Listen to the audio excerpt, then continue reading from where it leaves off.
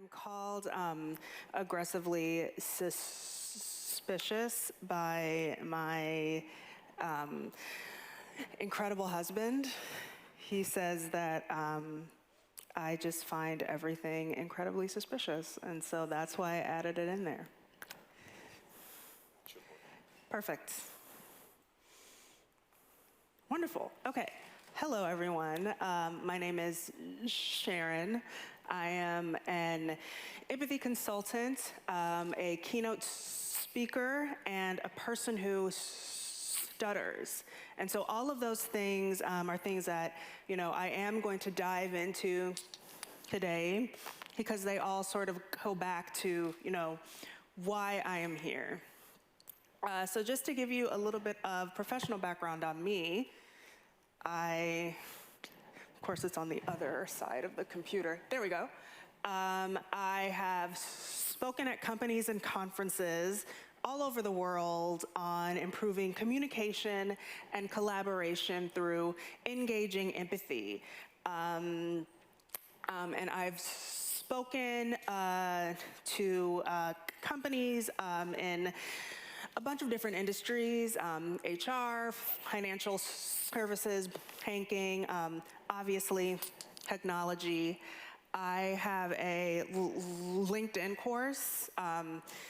Actually, I have a couple of LinkedIn courses that are available on there if you are interested in them. One is called Communicating with Empathy.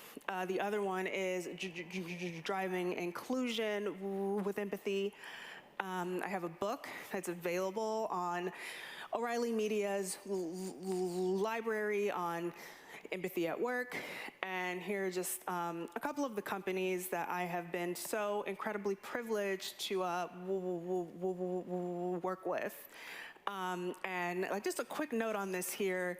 So this is my first time in Amsterdam, and I am so excited to be here. I was supposed to come here to speak in person at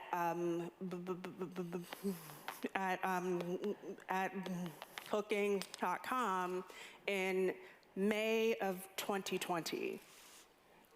Obviously, that was canceled, but we did it online, and it was great. So on the way here, I actually drove by their corporate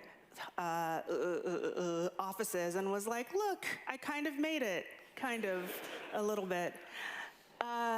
So, all of this is to say that, I am here to talk about, empathy and, sorry, went a little ahead of myself, and to, teach you how to take empathy, from an idea to an action. But first, I'm going to give you a little bit more of a personal background on my own story. So this is me. I know, I'm painfully adorable, and I'm around 3 years old. And so this is around the time that I began to show signs of having, some sort of speech impediment.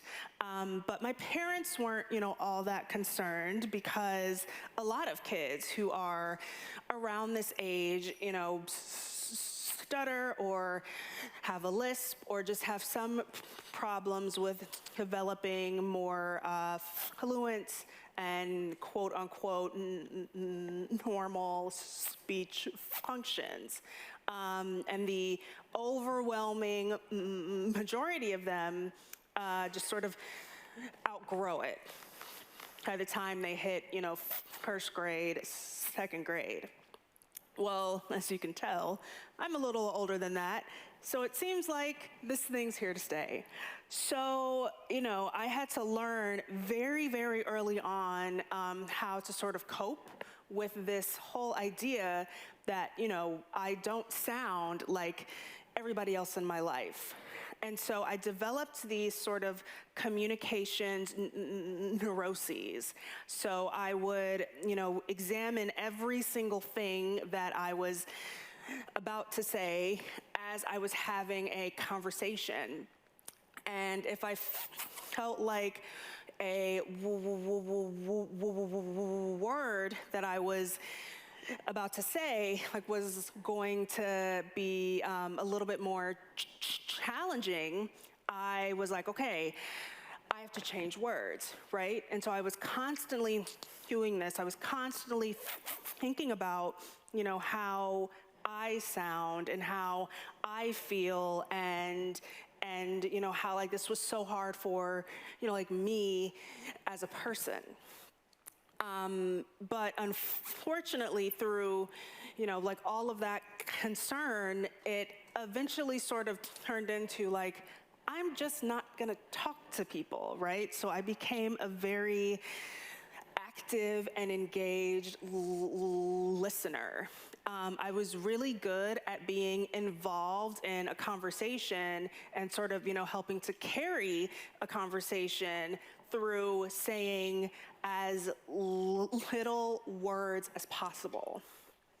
So, I go through, high school and college, and then I get out into the workforce in my 20s, and it, occurred to me that, I'm eventually gonna have to talk to people, right?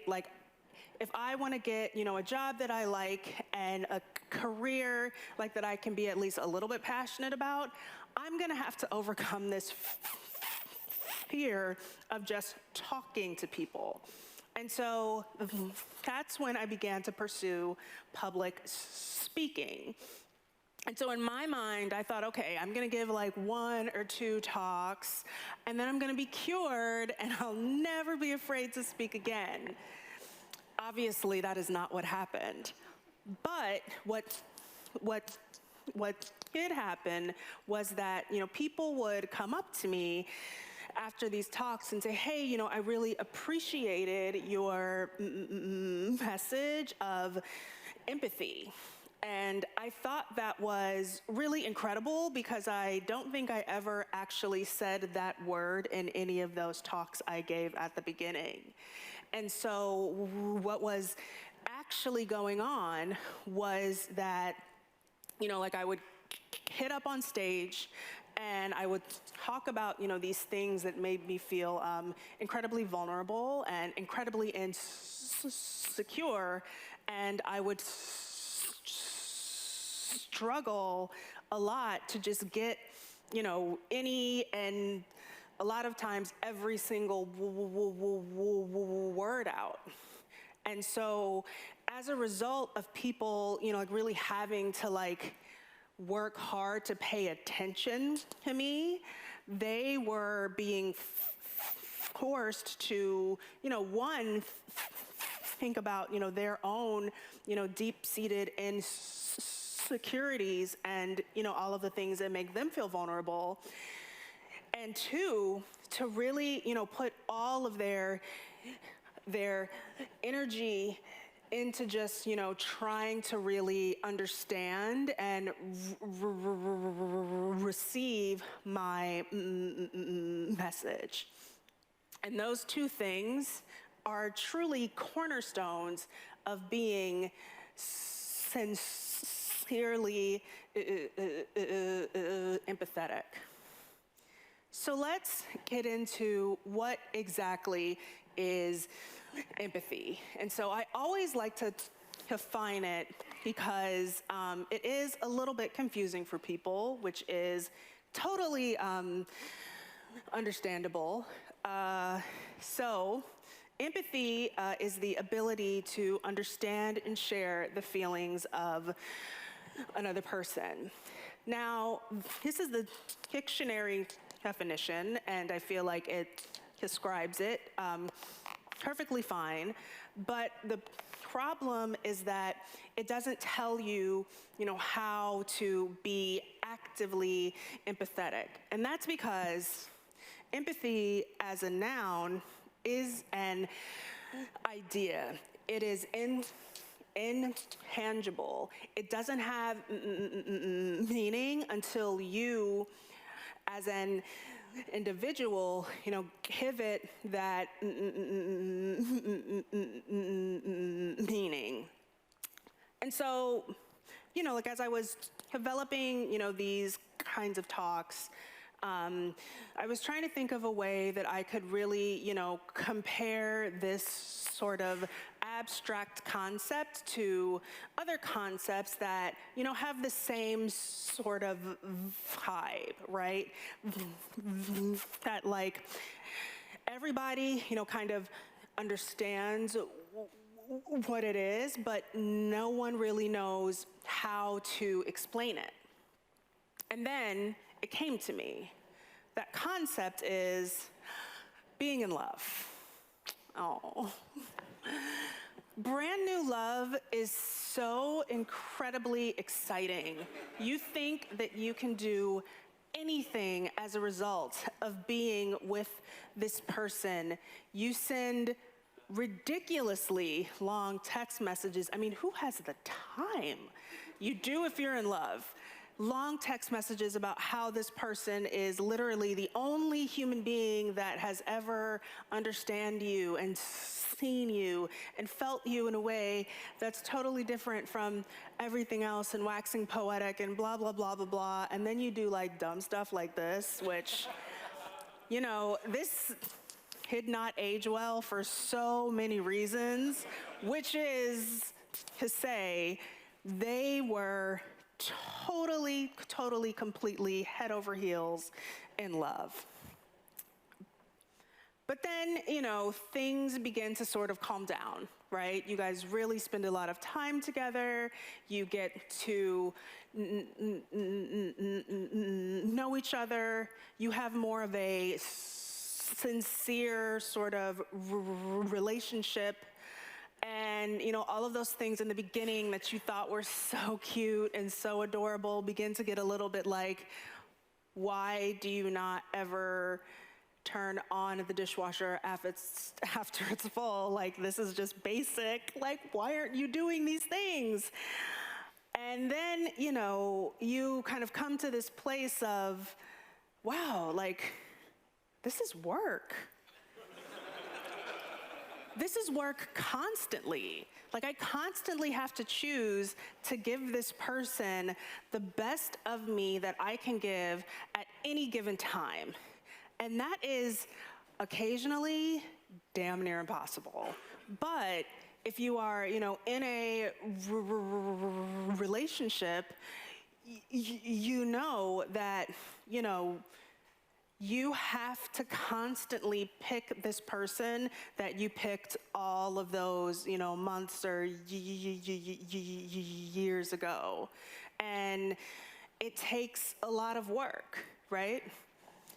So love as a noun is an idea. It is intangible. It is an incredible idea, but it doesn't really have any sort of specific, hard meanings until you define it.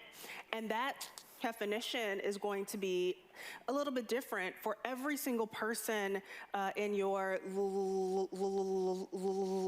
life that you are in a loving relationship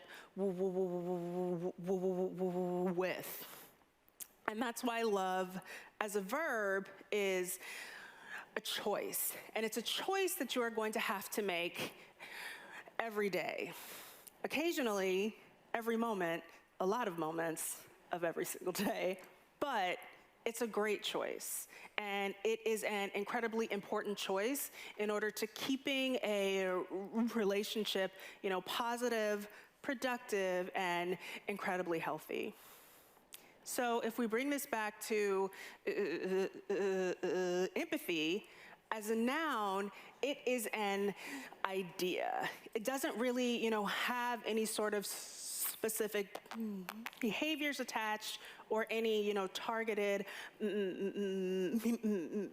meaning until you define it. And that's why empathy as a verb is a choice. And it's a choice, again, that you are going to have to make every single day. And how that choice materializes itself is going to be a little bit different for every single person that you interact with on a day-to-day basis, especially in a professional setting. So now let's jump to empathy at work. And, you know, I am going to talk about, you know, the benefits of, you know, like corporate empathy here. But first, I have another epic story to tell, because I know you loved the first one so much. So I talked about how, you know, I gave these courses at LinkedIn. And so, you know, I see this picture, and it is just so beautiful and professional, and it looks like, wow, I'm an important person who does important things for important companies. And, you know, I mean, yeah, and it feels really good. But to get to this place was the most demoralizing, horrible, embarrassing, and overwhelming emotional experience of my entire professional career. So, when you are contracted to do a course with LinkedIn, you have to sign a contract. They give you an advance payment, and then you have to create, you know, like the course. And then after the course is done, you get to go out to their studios in a town called Carpinteria, California. Now, Carpinteria is about an hour north of LA on the Pacific Ocean. And so here is a picture from, can't get too far. There we go. Here's a picture from the beautiful town of Carpinteria. Again, you know, like palm trees, like it's a beach town. It is so beautiful. They create this entire set, and it's just, you know, for you and your course, right? And then they hire this, you know, professional, like Hollywood hair and makeup artist. And so I am feeling like Beyonce. Like, this is about to be my, like, lemonade, you know, time. So, you know, all of this stuff is going on. I mean, like, there's like 20 people on this team in order to, you know, create this course. And so, you know, all of this is done, and I am, you know, preparing to sort of go on camera to, you know, to execute, right? So I get into the studio, and I see this. Now, this is a teleprompter. If you are not a person who stutters, this is a very intimidating thing, because you have to, you know, read all of these words, and you have to make it sound incredibly conversational, which the vast majority of people can't do. It's just almost impossible. If you are a person who stutters, just the whole idea of having to get in front of a camera with like 12 people in a room who have spent all this time doing hair and lighting and production things and like building this set, the idea of having to then get in front of all of those people and this camera and just read is terrifying. So I hit on set and I said, okay, I'm just gonna do my best and it's gonna be fine. It was not fine. the first couple of days, I couldn't get any of the words out fluently enough to create a product that they could put on their site. And so, in the beginning, they were just so excited about this content, and they were excited about me, and they're like, oh my God, like this course is gonna be so incredibly popular. And then a couple of days in, it was, well, I mean, I guess we don't like have to do this exact content, or, you know, is it okay if like another person like presents this course? And so I went from this high of like, hello, I'm Beyonce, to this low of, you are not Beyonce. You are not even in Destiny's Child. You are that bad. And so, you know, on the second evening, you know, after I get back to, you know, my hotel room, I started to cry. And not just like a normal kind of crying, it was like ugly crying. And I thought that at that moment, it would be a really good idea to go and like have dinner. As I am ugly crying, I'm literally going up to the hostess like, can I eat a table for one? And she's like, what is wrong with this woman? And I'm like, I'm fine. So I cried about it because, you know, I'm an American. And then, you know, it kind of dawned on me like, okay, like there has to be a way that I can, you know, do this, right? So I thought about it and I said, okay, if there's a way that I can be in this room completely by myself, then I think I can get comfortable with, you know, just talking on camera and just, you know, reading these words. And so, you know, the next day I said, hey, can we, you know, try, you know, like this? And they said, yeah, you know, like, of course. And so they were able to set up, you know, like all of this stuff so that, you know, like it was just me and this camera, and I was able to create a course that, you know, like I was proud of and that they could, you know, like publish on their platform. And so here's me at the end of the final day being incredibly happy that I was not gonna have to give them their advance back because that money was gone. So I like to tell this story because this shows what empathy at work is truly about. You know, all of us on this team were so incredibly engaged every step of the way, even when things were really bad.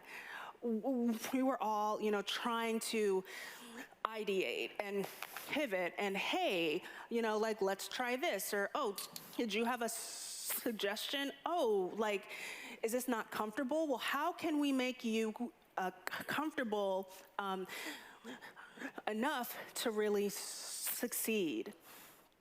And that is, you know, one of the, you know, like most important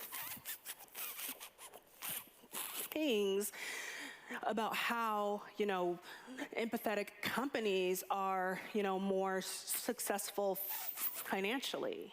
You know, companies with a higher employee engagement experience 23% more profitability. And as I was, you know, giving this course, we actually became a lot more productive as a result of us, you know, like having to pivot. Another thing that happened while I was there is that they decided like that I was probably gonna have to stay another day. And so, you know, I live in Pennsylvania, which is, all the way on the East Coast. This is in California, which is all the way on the West Coast. I mean, that flight's like 5 hours. But, they could see that I, was going to, be benefited by, having that extra time. And so they completely redid my schedule so, I could be there and continue to create comfortably. 80% of employees, are going to be willing to, work longer hours for an empathetic employer. So all of these people who are, on this team are all like, hey, I'm okay with, being here on this project for another day. They were excited and they were enthusiastic, and there was no judgment at all. That is incredibly, incredibly empathetic. And I think the, most important stat here is that 90% of employees would stay at a company that, truly empathized with their needs. A couple of years after that first course, I actually created another course. And there is no way I would have done another course with him if I would have had a bad experience during that first time. So as a DevOps professional, you have a very similar role as, a lot of those people who were on that team as I was creating my course on LinkedIn. Your job is to really get different teams to, work better together, to be productive, to, create products and experiences that are going to be, one, good for customers, but two, that are going to, increase, team collaboration, team productivity, and to have it be a pleasant experience for, all of those people involved. And so, as a result, DevOps is, truly a discipline that promotes, being empathetic. And so how can, you as a DevOps professional really sort of lean in to that? Well, it's by making empathy an actionable thing. And you do that through these key empathy behaviors. So I called this talk, there are no soft skills, because we sort of, have this idea that there are,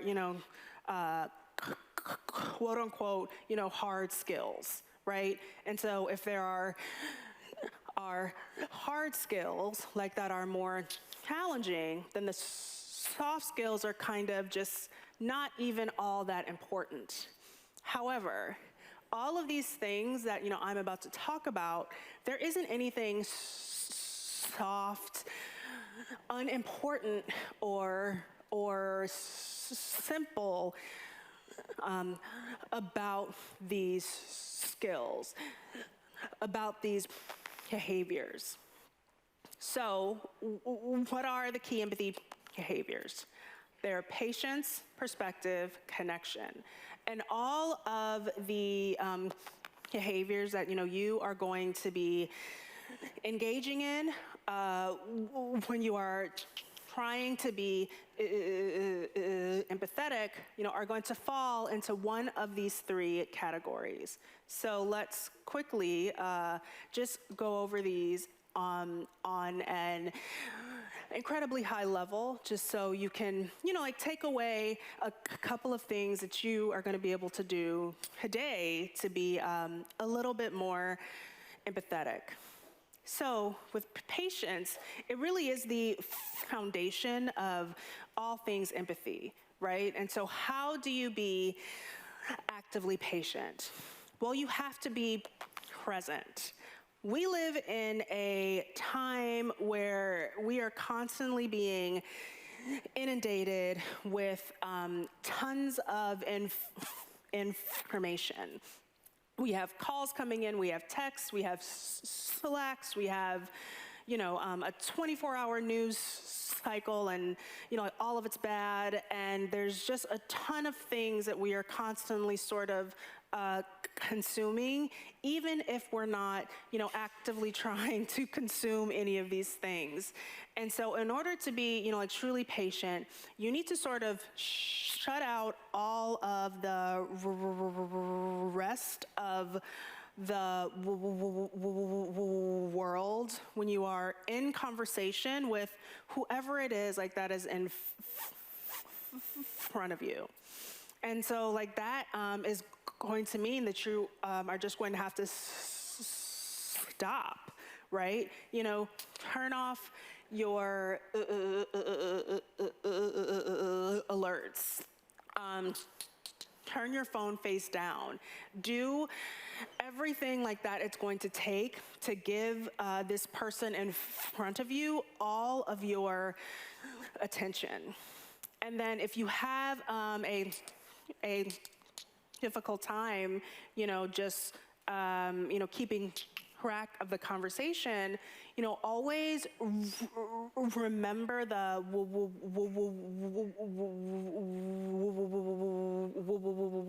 why of the conversation.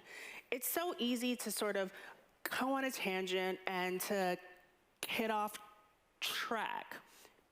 But if you keep the, point of the conversation at the forefront, your conversation is going to be a lot easier to stay engaged in, and it's going to lead to a much more productive experience. So the next key empathy behavior is perspective. And, this is going to be the root of truly understanding, those people around you. I tell my clients all the time that you do not have context on what's going on in another person's life. You have, no experience or insight into, what this other person is going through that's causing them to really behave in a specific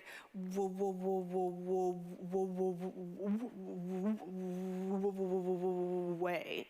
You don't know everything, and so it's important to, continue to remind yourself that it's probably not 100% about you. And so that's why it's really important to really think before you speak. And another thing that, you can do here is, before you, respond to a person's, comment or question, it's always good to sort of repeat or rephrase what they have said to you back to them. One, this is going to give you clarity. And two, we don't always hear what people say to us. We hear our opinion of what they're saying. And so by repeating it back, you are going to really minimize that bias that we, all have.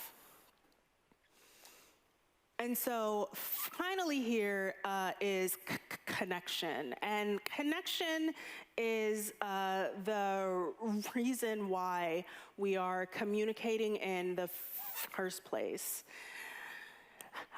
Every time you are talking to someone, like it's going to be a point of contact in your relationship, like that is either going to improve it or that's going to deteriorate it. So you want to make sure that you are speaking with intention first, and then for impact second. When you are speaking with intention, you are really putting, one, the point of the conversation at the beginning, and you are also, speaking to this person in a way that they can really understand and embrace your